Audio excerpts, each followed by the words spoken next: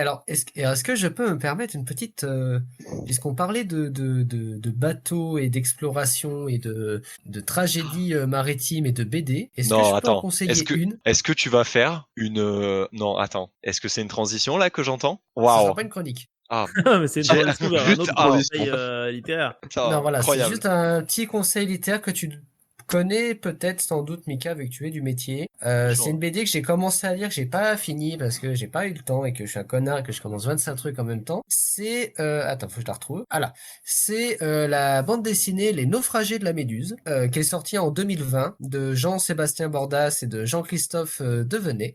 Et c'est putain, une attends, BD qui est assez cool parce que c'est de l'aquarelle et qu'on y suit les turpitudes de notre cher Géricault, le peintre, qui justement se pique d'intérêt pour l'histoire de la Méduse et pour le fait que ce bateau se soit échoué, qu'il y ait eu des naufragés, etc. Et donc il va rencontrer plusieurs personnes qui vont chacune lui donner leur version de ce qui s'est passé pour la Méduse. Et c'est ce qui va l'inspirer pour créer le célèbre tableau Les Naufragés de la Méduse. Et Ah. Les dessins sont super jolis en tout cas. parce que effectivement, le nom me disait quelque chose. En fait, c'est Bordas aussi, ça me dit bien quelque chose. Je pense qu'il a ouais. fait d'autres titres que ça me dit quelque chose, mais pas du Et je tout les l'ai enfants rencontré perchés de la en vrai, Révolution. en plus Bordas, parce qu'il m'a dédicacé Ah, justement cette BD. Il est très très sympathique. stylé. Les enfants perchés de la Révolution. C'est pour ça que je me disais, j'ai déjà entendu parler de ce nom il y a pas longtemps. J'ai travaillé la nouveauté avec ça. Ah, l'enfant de la Révolution. Ouais, ouais. Mais c'est à apparaître, c'est pas encore arrivé, mais du coup, Et ouais. puisqu'on parlait féminisme, Oh là là. autre Une deuxième Oh, autre les BD qui est enchaînements. super cool, et ça c'est un coup de cœur, et un ça combo, ça. je suis en train de la lire à l'heure actuelle, c'est l'intégrale de la BD Médée de Blandine Lecallier et de Nancy Pena. Et c'est vachement cool parce que c'est le mythe de Médée revisité avec justement la place de la femme, donc Médée au sein d'une société extrêmement traditionnaliste et patriarcale. Et c'est vachement bien. Ok. Je me rends compte que je connais absolument rien du tout en BD à part Tintin. Mais du coup, j'adore vous écouter recommander des trucs. Parce que après, je vais googler toute la nuit. Elle est chouette celle-ci aussi. Celle-là, je la connais pas, mais c'est chouette. En tout cas, j'aime bien les Ah, dessins. cette BD sur Médée est vachement bien. Moi, je suis assez fan du dessin et de l'ambiance qui s'en dégage. Donc, J'aime beaucoup. alors Blandine Le Ouais. Calais qui est la dialoguiste, scénariste, C'est la tout scénariste, ça, ouais. et Nancy Pena qui est la dessinatrice. Ouais, en 3 tomes. Ok, cool. Alors en 3 tomes, et il y a une Ouais, mais il y version a une intégrale, intégrale qui ouais. est sortie, ouais, Qui est sortie en 2021. qui a un qui a un très beau livre physiquement parlant en plus, donc vraiment. C'est chouette la BD parce qu'effectivement, tu vois, il y a beaucoup de beaux ouvrages. Après, à titre personnel, je trouve qu'il y en a même plus que dans la littérature classique. C'est parce que ça coûte vraiment très cher Ouais. la littérature classique, les beaux livres de Oui. littérature classique. Pas si on peut dire malheureusement, mais on en avait parlé avec Manon et ce fantasme des Pléiades Ah comme oui. beaux livres, tu vois. Mais Je les trouve Pléiades, ça. ça coûte un pont, hein. Mais en fait, ça coûte un pont pour juste une reliure en cuir. Mais Et c'est je C'est drôle ça. trouve parce que ça. on en parlait hier avec des potes dans un bar. C'est la même chose. C'est vrai? C'est Oui, je te jure. Incroyable. C'est très rigolo. Ah ouais, non, mais alors que je trouve, tu vois, genre, c'est cher, hein, la BD. Tu vois, celui dont je vous parlais tout à l'heure, le Jakarta, là, Ouais. c'est un Bien. bouquin, il doit faire 250, je l'ai là-bas, mais il doit faire quelque chose comme 220 pages, une bricole Ouais. comme ça, avec alors je sais même pas un dos toilé en plus, je crois, mais c'est vraiment une jolie couverture. Hein. Ok. Mais 220 pages, c'est pas gigantesque pour une BD, et il fait 35 € quoi. Ouais, bah, Donc, le Médée dont je vous parle en version intégrale, c'est pareil, ça doit avoisiner les 200 ouais, pages, mais il fait 32 balles, hein.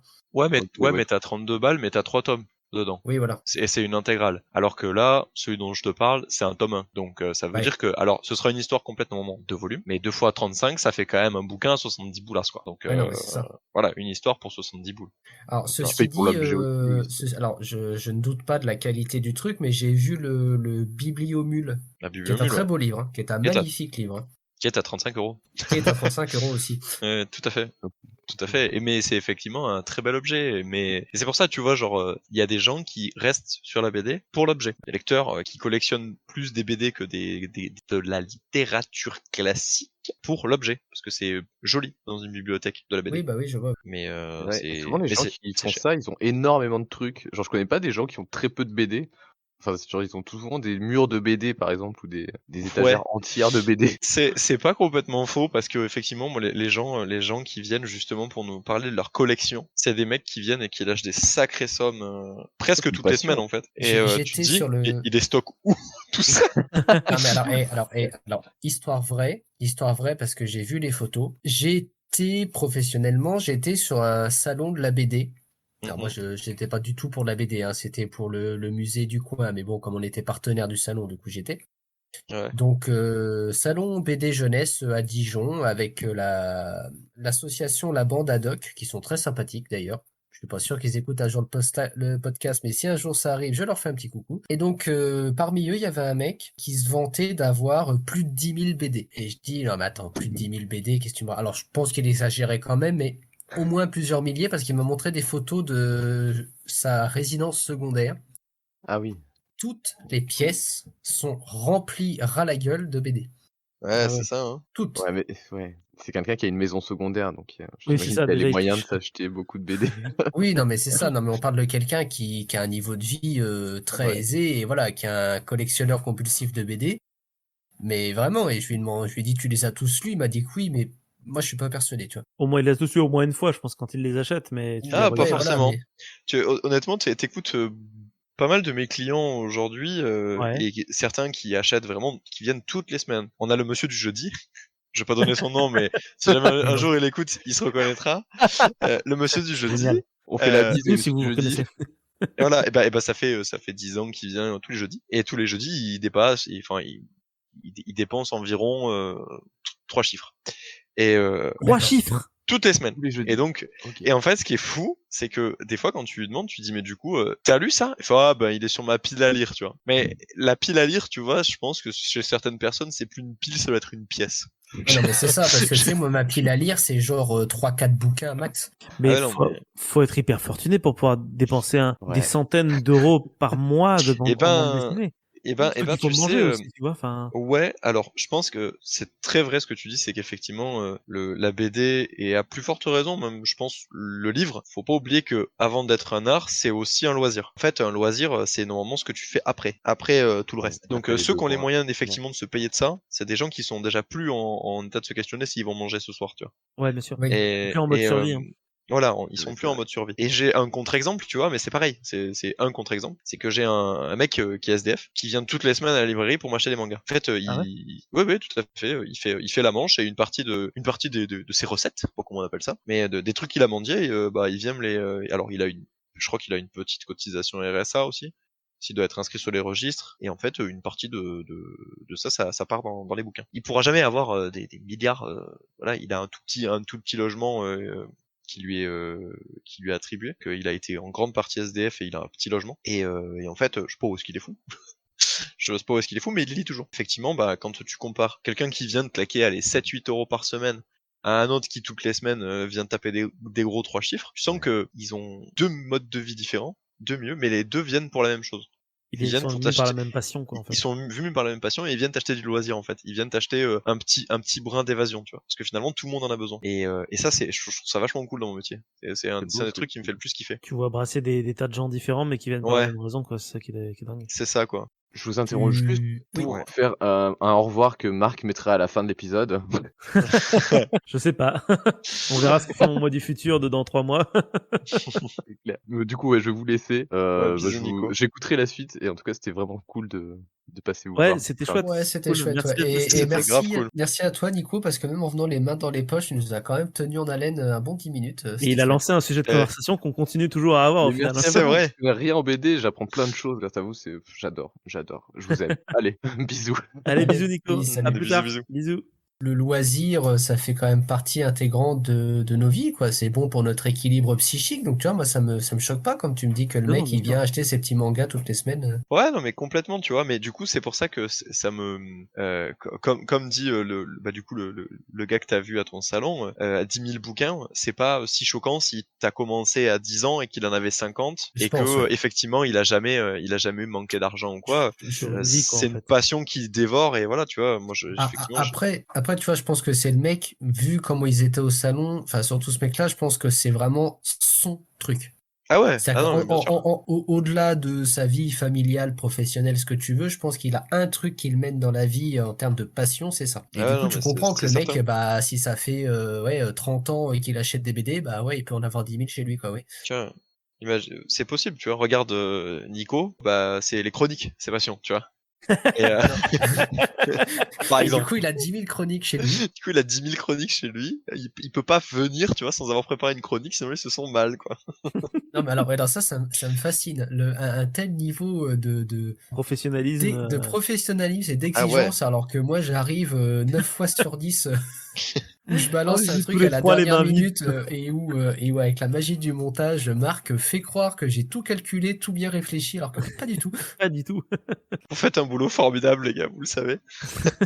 Je vais chialer, mais putain, c'est beau. Et moi, je voulais savoir, vu qu'on est parti sur les BD, vous collectionnez un peu les BD ou pas? Tu parles à Alors, un libraire spécialisé BD. voilà. Bah oui, non, mais je sais pas si parce que tu vois, ça peut être ton job, mais peut-être que t'as pas l'espace, la place, le temps, Alors, l'argent. Il y a plein de facteurs, tu vois. j'ai la chance de faire ce qu'on appelle un métier passion.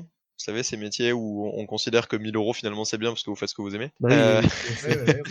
Après bon, je fais style, mais ça va, en vrai, j'ai pas trop à me plaindre. Mais effectivement, je collectionnais des BD et des mangas avant de faire mon métier, et aujourd'hui, je continue à en acheter pour mon propre plaisir personnel. Par contre, j'ai remarqué que depuis que j'ai commencé à travailler là-bas, j'en achète moins, parce que j'en ai déjà accès à plus, et qu'effectivement, bah, j'ai plus la place, en fait. Mes étagères, elles sont pleines. Voilà. Du coup, à Noël, j'ai demandé des nouveaux meubles Ikea. Normal. C'est drôle, ça. Voilà.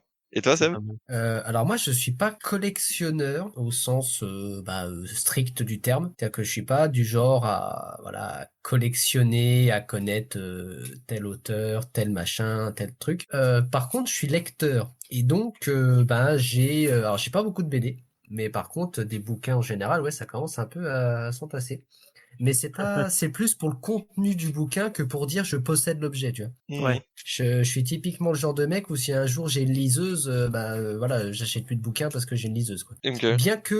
Bien que, pour ce qui est de la BD, je pourrais jamais lire sur une liseuse parce que la C'est BD, moi, différent, ouais. il me faut les pages. C'est très Ah ouais, largement c'est Autant un différent. roman, un essai, ce que tu veux sur une liseuse, ça peut le faire. Autant une BD, on en revient à ce qu'on disait sur l'objet. Moi, il me faut l'objet. Bah moi honnêtement, depuis tout gamin, moi je lis des BD en vrai. Hein. J'ai appris la culture de la BD avec mon papa qui avait plein de bandes dessinées à la maison. Puis j'allais à la bibliothèque, j'en lisais plein, j'en ai reçu plein à Noël, j'en achetais plein quand j'étais ado, adulte. Donc j'ai terminé en 2016, j'avais je pense 4-5 étagères de BD chez moi. Donc Pour avec te des dire, moi, classiques, hein, j'en ai une mais trentaine, dont des comics et des mangas. Non, une cinquantaine, dont des comics et des mangas. Et déjà, je trouve que j'en ai beaucoup.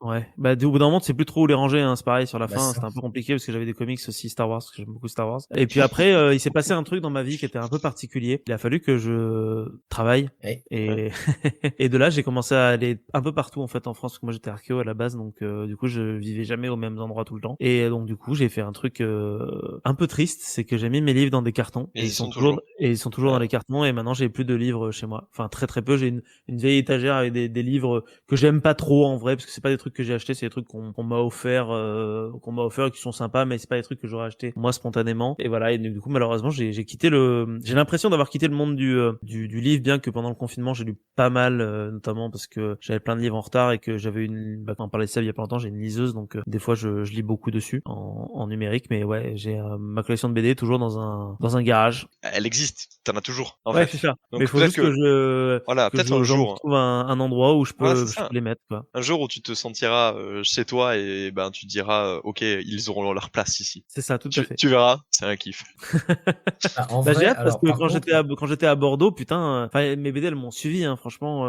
Lyon, mais le dernier appart que j'ai vraiment eu à moi, ouais, c'était quand je vivais à Bordeaux, bah juste à côté de chez Nico d'ailleurs. Nico, je te salue. C'était mon voisin pratiquement. Et ben du coup j'avais les murs ils étaient couverts de BD et j'ai pas connu ça depuis 2016. d'ailleurs, pour rebondir sur ça, moi c'est pareil, hein, je suis pas collectionneur, mais par contre le jour où j'ai un logement fixe et où je peux mettre en valeur ma bibliothèque, je serais comme un dingue. Ah ouais. Non, vous avez vu comment c'est hyper comment ça transpire la classe de dire j'ai une bibliothèque, alors Non, qu'en mais fait c'est genre hyper satisfaisant. c'est concrètement genre un signe extérieur de richesse en fait. Et genre, Un signe ça- extérieur de richesse, un signe extérieur de culture, tu vois. ouais, ah, ça te propulse dans la catégorie des bobos, mais en même temps, Complètement. C'est un marqueur de statut social en fait. ouais, Que ce soit de richesse ouf. ou de richesse intellectuelle, il y a un côté de genre j'ai une bibliothèque, d'accord. C'est ça. Et après tu dis t'as quoi dedans? Bah j'ai Spirou et Tintin dedans, mais Ah, même tu vois, ça c'est cool en vrai. ouais, tiens, Mais oui, Moi fonction